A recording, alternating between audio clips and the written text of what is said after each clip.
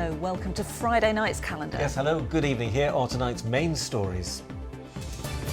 Fans at tonight's Yorkshire derby prepare to remember footballer George Baldock. George would have loved to have played in this game. He would have loved Leeds United away. And tributes planned here at Ellen Road ahead of the first Sheffield United game since George Baldock passed away last week. Also tonight, the calls to reverse a ban on blue badge holders from parking in York city centre over Christmas. With an inspirational evening in store, we're live at the Yorkshire Children of Courage Awards, which this year has a special honour in memory of Rob Burrow. And A childhood dream for more than 60 years.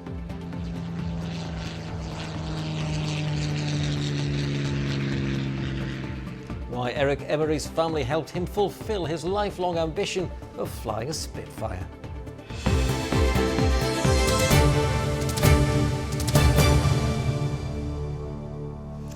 first tonight, tributes will be paid to the former Sheffield United footballer George Baldock shortly, as the Blades play their first match since his death at his home in Greece last week. Yes, Sheffield United make the short journey up the M1 to take on Leeds United under the lights at Elland Road, where Chris Dawkes is there this evening.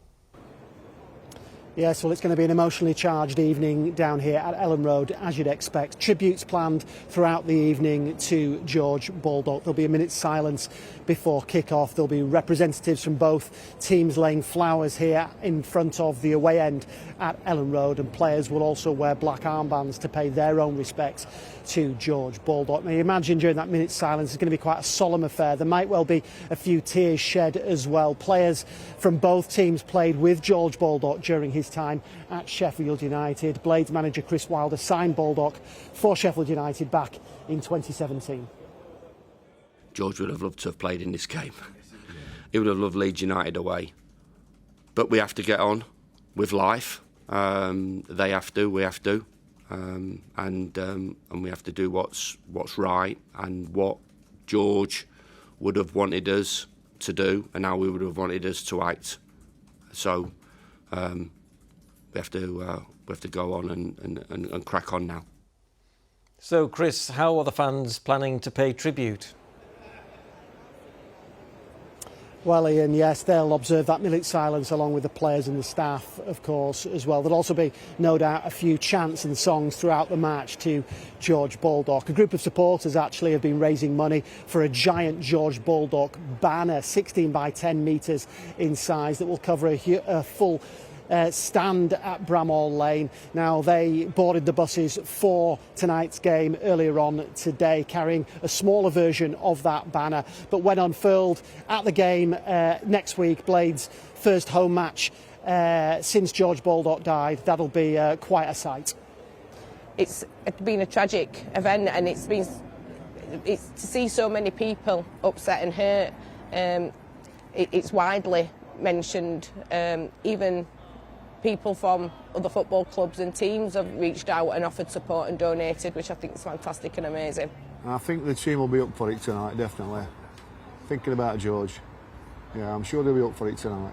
They will sing his name from start to finish. Yeah, he'll be there in spirit, won't he? But he was in spirit, should I say. Yeah.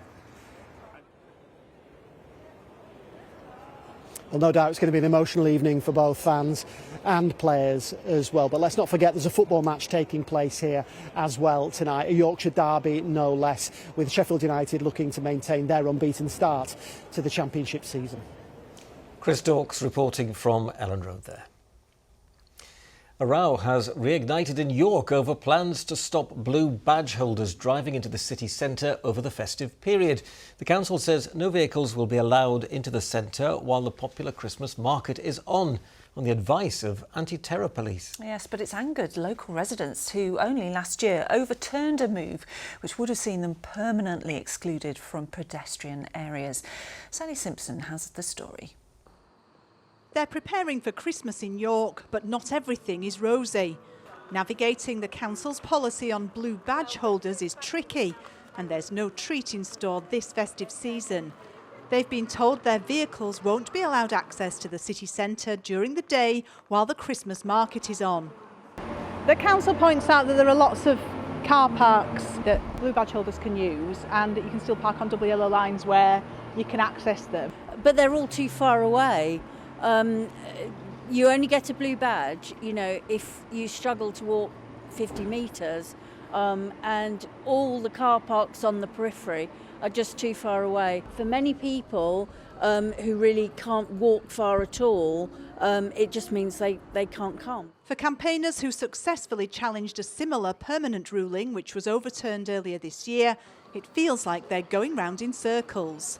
The ban was reversed quite some time ago now. They've had plenty of time to think about it, and they should have made sure that disabled people were included in Christmas markets, but also being able to use the city centre in the way that they can usually. The campaign's been revived, but the move's already hitting some organisations hard. I think the thing that irks us the most is the fact that these decisions are made quite quickly. There doesn't seem to be a lot of consultation. We didn't know about it until recently. One of the challenges that we faced is about getting people through the door, and this is just something else really that makes it difficult. The council says its hand has been forced and they'll do better next year. The arrangements for the Christmas market happen many months in advance, and so to unravel that at this point in time would have been too complex and really expensive. We'll always have to listen to the advice that comes from the counter-terrorism police, and we will always have to put public safety absolutely at the forefront of our decision making. Blue badge holders have got to be able to access our fantastic city centre all year round. So I'm working with the council to make sure that next year blue badge holders do have full access to the city centre, so that they can enjoy the wonderful Christmas market that we offer here in York. But that's not the message blue badge holders are getting this year, who just want to go about their lives, whatever the season. Sally Simpson, ITV News, York. An animal rights activist from Leeds has been given an 18-month suspended jail sentence for causing thousands of pounds of criminal damage to a fountain at Buckingham Palace. 26-year-old Claire Smith from Chadwick Street, Leeds, and 4 other protesters poured red dye into the Queen Victoria Memorial water feature in August 2021. Well, next, the story of a remarkable woman. Sarah Jackson died suddenly, and only immediate first aid enabled her to live long enough for her family to say goodbye. They set up the Sarah Jackson Community Wish Trust in her memory to benefit people in her community. Today, it enabled primary school children to learn the essential CPR skills, which gave them their final precious moments with Sarah. Katie Oscroft reports. The homeschoolers. Sarah Jackson's family are planning ahead, ways to honour her memory, raising money to help people in Otley, where she lived and where she was loved. Sarah suffered a brain bleed. She spent 5 days in intensive care. If it hadn't been for quick first aid for Sarah, she wouldn't have made it back to the hospital. And we did have a bit of hope for a few days for a miracle. If she hadn't have had that first aid to start with, she wouldn't have made it back to the hospital for us to say goodbye. So it's so important that everybody knows about it. And Sarah's legacy is CPR training for her daughter Blousey, her nephew Lennox and every primary school child in Otley. What do you think your mum would say if she could see you doing this? She'd probably be really happy about it. What was the best bit in there? Like maybe doing like the thing on the mannequins, CPR on the mannequin. Hopefully, from what they've learned today, they'll be able to phone for the emergency services. They will be able to give the correct information and their addresses of where they live. They should be able to leave somebody in a safe position should they need to. They should also be able to do hands-only CPR on a casualty should they need it all. With everything we teach in primary, from English to maths to science, key first aid skills is one thing that sometimes isn't taught, and it is absolutely vital, so we're extremely lucky to have that. If she knew that we were doing this in her name, she'd just be absolutely chuffed to bits. She was always a really giving person, and I think if she had chance while she was here to get involved in something like this, then she would have had it all organised. Sarah also donated her organs, a gift of life for other families. The organ donations helped. It's helped us all as a family, I think, to know that Sarah saved and bettered 3 people's lives through the community, which we're sort of continuing that good work and you know, helping people within the community. Sarah was my mum's best friend, basically. She was the sounding post for me and Laurel as well. We get a lot of people wanting to do challenges and events in Sarah's name, because they can see then where the money that was being raised goes to. And some of it went on life-saving skills for these children, in memory of Sarah Jackson. Katie Oscroft, ITV News, Otley. Yes, remembering Sarah Jackson there in such a thoughtful way and teaching such an important skill to youngsters. Very good. Still to come before the end of the programme.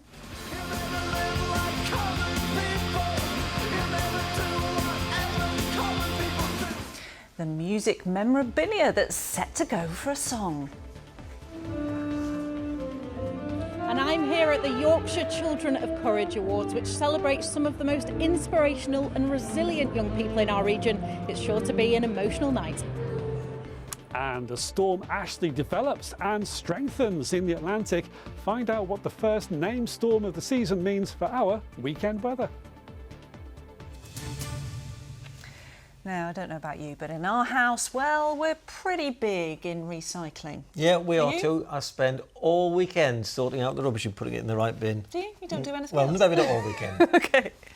But do you know that we could actually go even further? We could start to reuse things instead of just recycling them. And today is actually National Reuse Day. Nick Smith can tell us more. Excessive waste not only harms our environment, it can also be needlessly depriving someone in need of an item they might otherwise struggle to afford. The Sheffield Furniture Project is trying to combat this by accepting donations big and small, aiming to redistribute these previously unwanted items back into the community. We get everything that you can possibly think of, beds and sofas right down to the tiniest little cooking ramekin. Everything and anything comes here. We have towels, we have bedding, we have sofas, dining chairs, tables. We have things that, you know, sometimes are nearly 100 years old that have gone through a family and then they end up here with us, and then we can give it to someone for it to get recycled into their family and used all over again. Over the course of 12 months, UK households discard millions of items which could easily be reused, including around 100,000 tonnes of electrical appliances, 670,000 tonnes of furniture, and around 330,000 tonnes of clothing are also discarded each year. Reusing is more environmentally friendly than recycling, as it doesn't involve the resources needed to break down the materials. Today is National Reuse Day, founded by the group Freegal, which runs this free shop where no cash is exchanged. People can just take the donated goods they like the look of. The first time I came here, I sort of grabbed myself a hat and a jacket and a jumper, and I felt slightly awkward because I sort of felt like I was edging my way out of the premises, you know. And then I realised, actually, no, it's all completely free. It's fine. You know, this is the philosophy of the place. It's so crucial, especially now when, you know, people are fastening their belts as well. There are also similar online networks across the UK, including several in our part of the country, encouraging people to find new homes for unwanted items. We just try to encourage people to kind of embrace reuse as an everyday, just normal thing that you do in your life. It's not a big deal. It's not a chore. You don't have to remember a million rules like recycling. By keeping things in circulation, you're providing an excellent, convenient substitute to buying new. Demand has just skyrocketed. We used to only open one day a week and get about 100 kilos of donations. Now, some days we get half a ton of donations just in one day. So reusing isn't just good for the planet, it can help local communities support others by turning items from throwaway things into someone else's treasure. Nick Smith, ITV News. I love a rummage through a bit of bric-a-brac. I really do. It's amazing what you can find as well, isn't it? Now in time for a quick bit of sport and a big weekend for one of our rugby league teams.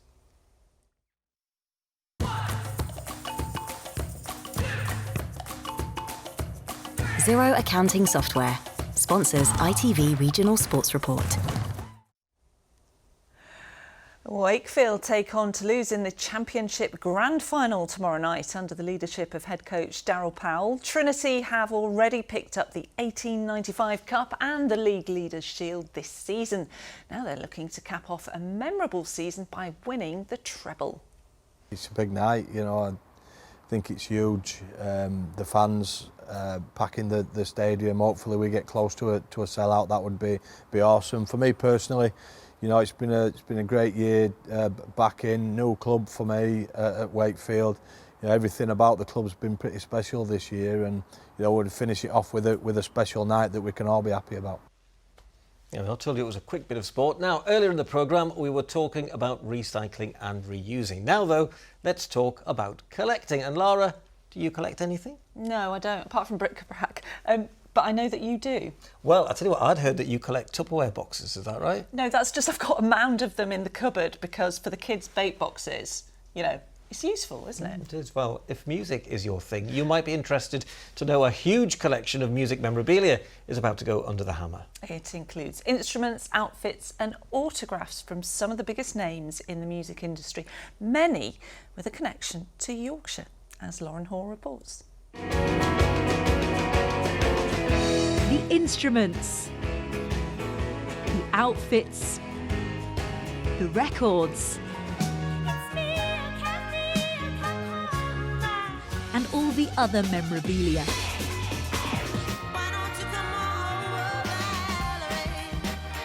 Each and every item here is a unique part of music history. We're expecting to auction over £2 million worth of music memorabilia, which is a big deal for us. That's the biggest one we've ever had. There's a lot of British artists in there as well, including a fair few from Yorkshire. This is a limited edition print of Jarvis Cocker from Sheffield and shows him in the studio back in the early 90s. It could fetch up to £500, but there are other items here which are worth far more. Well, what a collection you've got here. Where do we even start? Let's start with these three incredible Michael Jackson jackets, which includes this Thriller rehearsal jacket that Michael wore, and it's signed inside and out.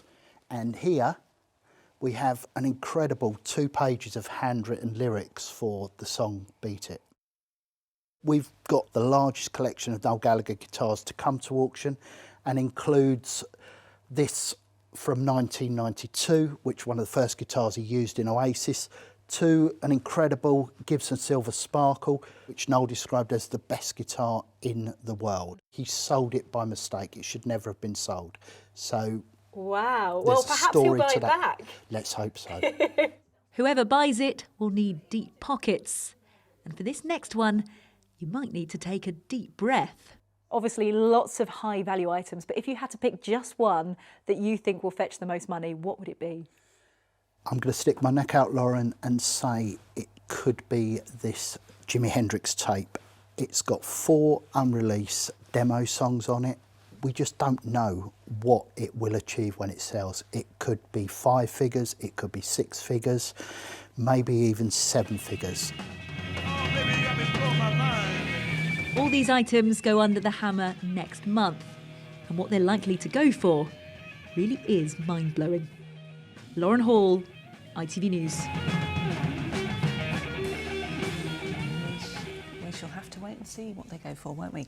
Now then, it's one of the most special days in the Yorkshire calendar, bringing together some of our region's bravest and most inspirational young people. The 12th Yorkshire Children of Courage Awards will shortly get underway in Leeds, and a few well-known faces will be among the hundreds of people celebrating some truly remarkable children. Well, Emma Wilkinson is at New Dock Hall for us this evening, and Emma, it's sure to be a special and emotional night, isn't it? Yes, as you can see, people filing into this venue now for what is always a really heartwarming evening. Whether it's children who have overcome adversity or have helped to look after loved ones, there are so many unique stories, and more than 600 people will be here tonight to celebrate those stories. One new award this year has been created in memory of the late Rob Burrow, who was a big supporter of these awards, and last year his daughters picked up an award for helping to care for him, and they will be presenting this new award. Now, his friend and chairman of the awards committee can tell us a bit more about that. Ewan, tell us about this new award. Yeah, the Dare to Dream Award, dedicated to Rob Burrow, who It came along last year when Macy Mayer won the Young Carer Award. So after Rob's passing, we just wanted to, dedicate an award to him and his family. And that's where it was born. And some truly amazing nominees in there. Amazing. We've had 3 times as many nominations this year, so just some amazing kids. So really difficult to pick a winner tonight. And just generally, this is such an amazing evening, isn't it? It's mega. I absolutely love it. It's one of the best events on the calendar, and it's to come here and it's all about the kids tonight, honouring them and just seeing the amount of adversity and bravery that they've shown. It's incredible, really. Well, one of those children is Oscar, who's nominated in the Amazing Achievement Award. He had open heart surgery just last year, but this year scaled the 3 peaks to raise money for the charity that supported him. Oscar, that must have been hard work. Yeah, it was very challenging at times, but I persevered knowing the charity I was raising money for. And how did that charity help you? They helped me in so many different ways, and they helped me when I was really ill. They gave me lots of insurance. And how do you feel to be here tonight? I'm really glad with all these wonderful children, and I'm just really happy to be here. And you get to stay up late? Yeah. Well, congratulations, Oscar. Have a great night. Well, as well as celebrating amazing children like Oscar, this awards night also raises money for hundreds of charities across the region. Last year they raised around £100,000. This year they're hoping to smash that. But whatever happens, by the end of the evening, I'm sure there will not be a dry eye in the house. Emma, thank you so much. Live there in Leeds. Sure to be an amazing night, isn't it? It certainly is, yes. And little Oscar there, brilliant. Now then, finally, for more than 60 years, it was a childhood dream. Ever since he played on Spitfires at a local RAF station as a young boy, Eric Emery from Barnsley harboured hopes of one day taking to the skies to fly the iconic aircraft. Yes, Eric's father played an instrumental role in keeping the planes airborne during the war. Well, now, after being given just a month to live, Eric's family were determined that he would finally be able to live out his dream. And as Helen Steele now reports, during what was obviously an emotional day, a remarkable coincidence that made the moment even more special.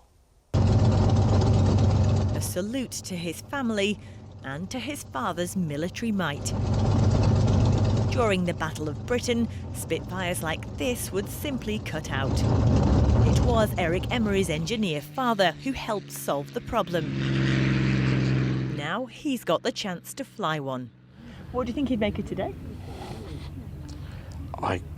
Words can't get there. It just doesn't work. From 4-year-old to me now, 68, and it's on my bucket list. This is number 1 on my bucket list, and I've got quite a big bucket list, I can assure you. Just last week, Eric was given the news he had pancreatic cancer and 4 months to live. Eric spent 30 years working for the NHS as a nurse, and his family wanted to give back. We've all put a little bit of holiday money in, and we've said, come on, it's going in that Spitfire. I mean, you said he'd do the same for everyone else. Oh, he would give you his last penny. He really would. Even his last 10p, he would give, I was going to say the hair on his head, he's not got any left now. During the flight from Leeds East Airport, Eric helped fly the plane as it passed over the famous Dambusters Reservoir. And his family watched on as he performed a victory roll, the very manoeuvre which used to cause the planes to cut out. Hearing Eric's story, the Spitfire team gave him extra airtime. He came to the airfield this morning. I said hello to him. He'd showed me this little note. Written on it was the registration of that aircraft, and he said, "Do you know anything about it?" And I said, "Well, we're actually going to go flying in it now." So just little things like that happen with the Spitfire that you don't really expect, and all these stories and tales that tend to come out in the wash, and that's what makes it special. And at the end, a special reception, with a busy few weeks ahead. When you get that diagnosis, don't sit back and take it. Don't.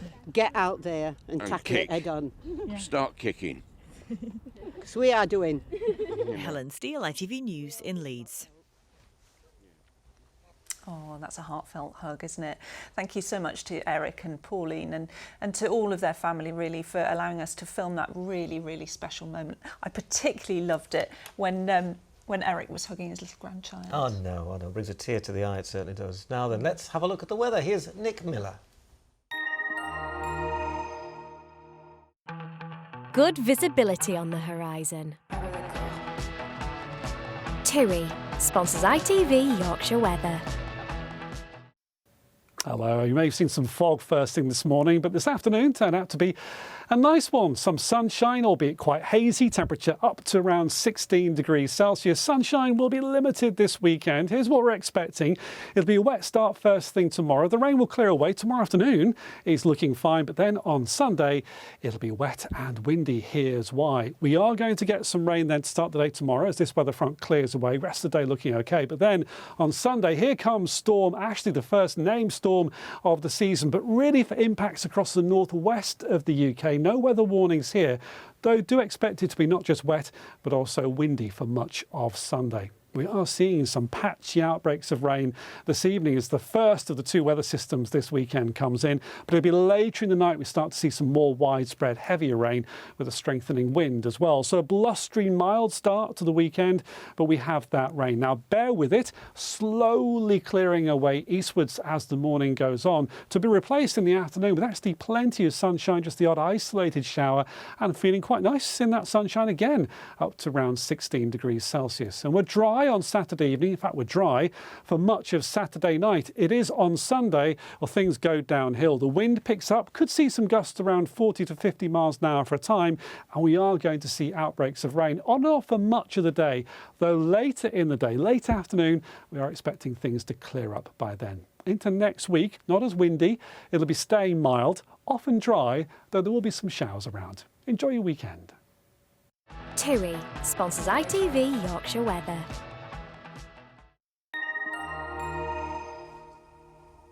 Thanks very much to Nick Miller. Now, that's just about it for this week. We've had some great stories on the programme this week, haven't we? Don't forget our website, and also ITVX is the place to watch the programme again and see some more stories from the calendar team. So just go to categories, then news, and select the calendar region, and you can watch to your heart's delight. You certainly can. But before we go, we just want to go back to that wonderful Children of Courage Awards there. Just as the night is starting to warm up, we wish everybody who's taking part and nominated all the best of luck. All of you are winners. Yeah. Have a great weekend. Good night.